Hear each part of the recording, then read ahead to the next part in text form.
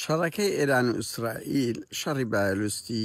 شەڕی پێشکەوتوترین تەکنەلۆجیا شەڕی یعنی دەوڵەتە زلهێزەکانە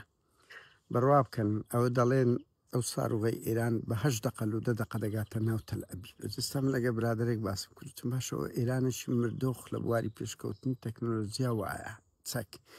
سین و رووسیا و ئەمریکا بکەون و شەڕ چۆن بە چرکە مرۆڤایەتی دەسەرنەوە ینی کارەسات جەنگ چ کارەساتە چریادی کۆن بە شمشیر بوو کورەبرا ڕۆ ئێستا بە چرکە سەواریخ داوێن لایەکی دنیا دەتوانن خاستە نەوەویش بەکار ناتیە و ئیسرائیل ئەو ئێمە بزانم ناتوانانی زیاتر لە چەک و تفاقی ئێراندا لەبەر ئەوەی لە نەوەوی دەدا دنیا خرا دەبی بە قوربان بە هەر حاڵ بۆیە کورت نابێتە دەخل لە شەڕی لەو شەڕە بکە کە بایۆلۆستی چەچی هەرە پێشکەوتو بەکاردێ و پێشکەوتنی هەرە تەکنەلۆجیا لەگەڵیتی ئێمە کورت سەواریغ و تیارەکان دێ و دەڕوە لە مەعبەینەکەینە بچووکتری شت خۆچی نین لە دووری ئەو دنیای بین و ساروخی نەگاتێ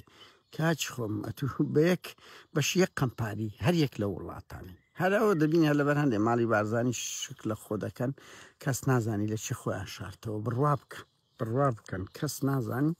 قسە هەیە لەسەر بارزانیش نازانم بە هەر حاڵ لە چیە لە چێ نییە کەس نازانی دوو ئەو زانیانە لای من هەیە لە سەروی چل کەسیش بەرپرسی باڵای ئێران کوژراینە یعنی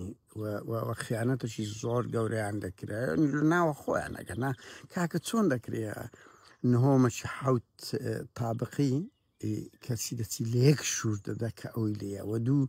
ئەو سی چل کەسە 50 شێستە نازان وتیان لە سەروی چلە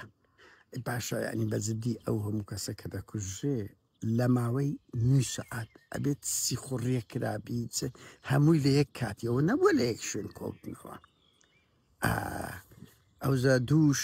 وتیان هەتا 3 ساڵی تر ئێران ینی بەپێ ئەو تەقدیرات شتانیان جێمێوە 3 ساڵ تر ئێران خۆی پێ ناچیرێتەوە لەو بگاتەوە وەزئی پێرەی 3 ساڵی تر لە بواری